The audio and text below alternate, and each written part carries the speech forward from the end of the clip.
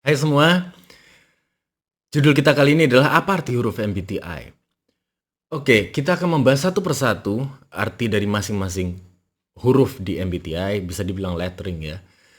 Dan ada 8 huruf yang dimana itu terdiri dari empat yang saling berlawanan ya simpelnya. Dan garis bawahi dulu sebelumnya bahwa ketika seseorang memiliki satu sisi bukan berarti dia tidak memiliki sisi lainnya. Tapi ini adalah preference atau bisa dikatakan mereka lebih mengutamakan ya atau mereka lebih nyaman menggunakan. Artinya lebih ke situ. Atau lebih nyaman menjadi ya. Konteksnya kayak gitulah. Ini cara kerja kognitifnya. Oke, kita kembali lagi. Extrovert, kita mulai dari situ. E alias extrovert, dan I alias introvert. Extrovert yang bisa juga diartikan sebagai extrovert. Keduanya bisa digunakan, biasanya lebih banyak istilah-istilah psikologis menggunakan extrovert karena Carl Jung menerbitkan pemahaman extrovert dalam tulisan extrovert yang diambil dari Latin ya.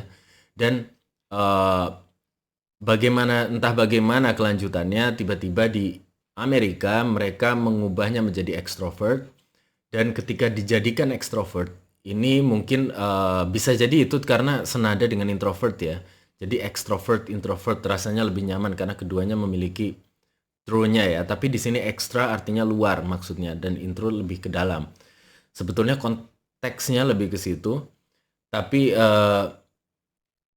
entah ada seorang penulis di New York Times pada saat itu kalau nggak salah yang mempopulerkan kata extrovert.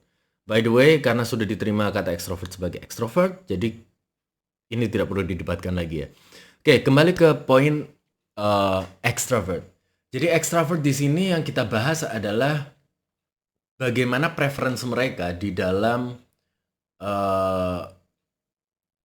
bukan preference ya, bagaimana mereka mengecharge energi kalau dalam kasus ini. Ada banyak yang menganggap bahwa oh berarti kalau extrovert itu sosial, asik, rame, sedangkan introvert itu berarti pendiam, sendiri. Tidak mesti. Jadi ini bukan patokan untuk mengatakan seseorang extrovert atau introvert. Extrovert itu lebih terfokus kepada bagaimana mereka mengecharge mental energy mereka. Jadi extrovert dihitung dari 3 orang ke atas, sedangkan 2 orang ke bawah itu masih masuk ke dalam konteks introvert. Artinya ketika seorang extrovert, mereka akan lebih cenderung untuk merasa tercharge mental energy mereka ketika mereka berada di lingkungan lebih dari 3 orang. Dan poin kedua adalah biasanya orang extrovert itu lebih menjadi initiator. Jadi mereka lebih cenderung untuk memulai pembicaraan dibandingkan merespon. Mereka lebih nyaman dengan memulai pembicaraan alias menjadi seorang initiator dibandingkan menjadi seorang seseorang yang responding ya, seseorang yang merespon. Jadi mereka lebih suka memulai. Kurang lebih itu juga berhubungan dengan bagaimana mereka lebih senang menguasai pembicaraan dengan memulai hal itu, membawa topik gitu ya untuk extrovert. Dan yang berikutnya adalah mereka lebih senang terjun ke suatu situasi lebih dulu dibandingkan mengobservasi. Pada umumnya begitu. Dan mengobservasi ketika sedang terjun itu bisa juga. Tapi bahasanya lebih cenderung menuju ke terjun dibandingkan observe ya. Nah sekarang introvert.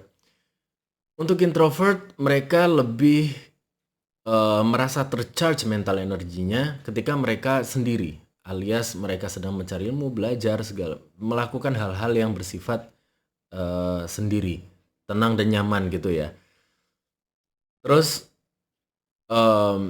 ketika mereka berada dalam bentuk sosial, maka mereka justru terdrain mental energi mereka. Jadi mereka mulai menurun baterainya sehingga mereka akan membutuhkan waktu sendiri untuk ngecharge. Setelah itu mereka akan kembali ke dunia sosial lagi ketika sudah merasa bahwa baterainya sudah tercharge. Perbedaannya dengan extrovert tadi ya, kalau extrovert dia justru mengisi ketika dalam bentuk sosial atau di dalam dengan jumlah orang lebih dari 3, dan dia akan terdrain ketika dia sendiri. Oke. Terus berikutnya adalah responding. Jadi mereka para introvert itu lebih prefer untuk merespon suatu pembicaraan dibandingkan mereka memikirkan topik pembicaraan atau memulai atau mengarahkan pembicaraan. Mereka lebih prefer kepada merespon. Tapi tidak selalu artinya mereka tidak suka membawa topik ya. Ini berbeda. Mereka kadang-kadang lebih punya juga preference di mana mereka lebih senang membicarakan sesuatu dibandingkan yang lainnya. Tapi para introvert mungkin akan relate ya. Mereka lebih senang terkadang mungkin menunggu seseorang datang dan mengajak bicara mereka dibandingkan mereka mendatangi orang itu dan mengajak berbicara. Mereka merasa mampu lebih mengontrol pembicaraan di dalam zona mereka dibandingkan mendatangi orang. Sedangkan extrovert mereka merasa bahwa dengan mereka mendatangi, mereka menginitiate itu, mereka lebih merasa mampu menguasai zonanya. Mungkin bahasanya kayak gitu ya. Ini mungkin sedikit abstrak tapi konkretnya paham ya. Oke, kita kembali lagi ke introvert juga lebih prefer untuk observe sebelum terjun ke dalam suatu situasi. Artinya di dalam situasi mereka lebih senang untuk mengobserve dibandingkan menjadi bahasanya spotlight dari pembicaraan itu. Jadi mereka lebih senang mengenal dulu, memastikan dulu, mengetahui dulu dibandingkan terjun. Sedangkan ekstrovert lebih cenderung terjun dibandingkan mengobserve ya. Balik lagi tidak berarti keduanya tidak memiliki kedua sisi ya. Oke. Sekarang huruf berikutnya adalah N atau intuition. Oke, mungkin banyak yang bertanya, intuition kenapa dimulai dari N? Oke, logikanya sih kalau sama-sama I maka dia akan tabrakan dengan introvert, maka diambil huruf berikutnya N. Dan lawannya adalah sensing, artinya sesuatu yang sifatnya sensorik ya. Oke, kita mulai dari intuition. Apa arti intuition? Oke, intuition di sini mereka lebih preference untuk menerima informasi dari dengan konsep-konsep ya, konsep-konsep, pola-pola, pattern, atau apa yang memungkinkan terjadi. Makanya sering dikaitkan dengan intuition itu sesuatu yang futuristik. Oke, ini nggak semua artinya kita berbicara tentang dunia spiritual ya, kita bisa membaca masa depan segala macam, tapi sebetulnya ini sangat logis ya, karena begini, intuisi itu bukan insting, beda. Intuisi itu melihat secara imajinatif, kita itu melihat pola-pola yang akhirnya kita kaitkan ke depan sehingga di depan kita seperti mengetahui apa yang next akan terjadi. Kita memiliki preferensi itu, artinya kita selalu berpikir apa kita melihat polanya, tidak konkret apanya. Nah, soal konkret apanya itu lebih ke sensing nanti ya. Jadi berpikir tentang apa yang mungkin bisa terjadi. Terus apa arti dari sesuatu? Jadi sifatnya lebih abstrak ya. Lebih terfokus kepada dunia imajinatif yang melihat pola-pola tadi. Bukan berarti seorang sensor tidak melihat pola, sama. Mereka juga melihat pola-pola, tapi preference mereka tidak terfokus pada polanya, tapi apanya, apa yang benar-benar ada di depan mata. Oke, kembali kepada intuition. Jadi konsep pola dan apa yang mungkin terjadi. Dan meaning behind it gitu ya, atau arti di baliknya. Konteks abstrak biasanya ya. Sekarang kalau untuk sensing ini bisa dikatakan penggunaan kelima indera kita. Jadi lebih sensitif terhadap apa yang sedang terjadi di depan, apa yang ada di antara penggunaan lima indera kita, dan apa secara konkret hal-hal itu adalah gitu ya. Terus biasanya untuk sensor itu mereka lebih fokus terhadap fakta ya, fakta, terus detail-detail, apa saja detail-detail yang terjadi, terus apa yang nyata. Jadi bukan apa yang terbukti atau apa yang nyata, bukan hal apa yang memungkinkan. Jadi mereka lebih terfokus terhadap ya faktanya begini, datanya begini, apa yang memungkinkan terjadi begini, apa yang terbukti, apa yang menurut mereka pasti karena bisa dirasakan, bisa dipegang, bisa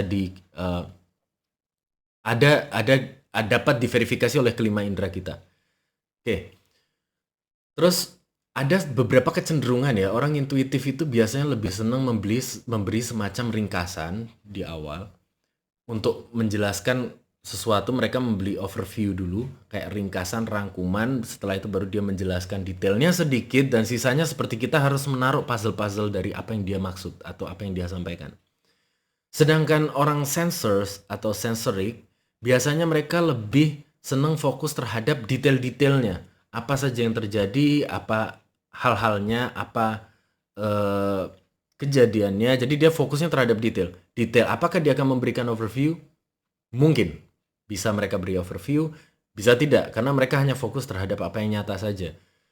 Dan overview pun akan mereka beri di belakang setelah semua data sudah diberikan. Jadi lebih ke situ arah preferensi berpikirnya.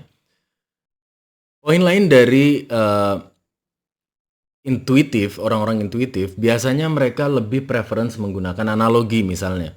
Mereka menggunakan analogi, sedangkan orang sensor lebih jarang menggunakan analogi. Mereka lebih fokus kepada karena bahasa mereka sudah cukup konkret. Jadi bagi mereka apa yang aku sampaikan ini sudah cukup jelas dan analogi hanya digunakan untuk memperkuat.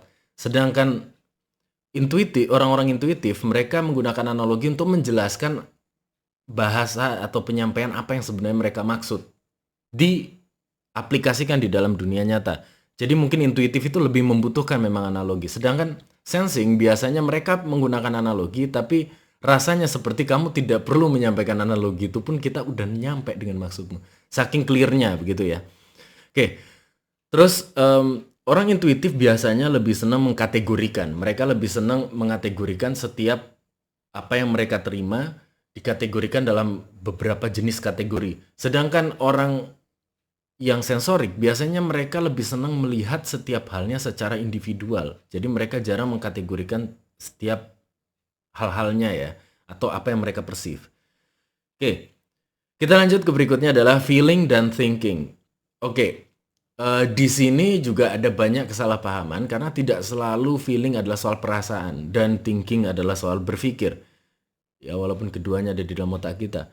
Tapi feeling di sini maksudnya adalah lebih fokus terhadap value misalnya, nilai-nilai itu bentuk daripada feeling.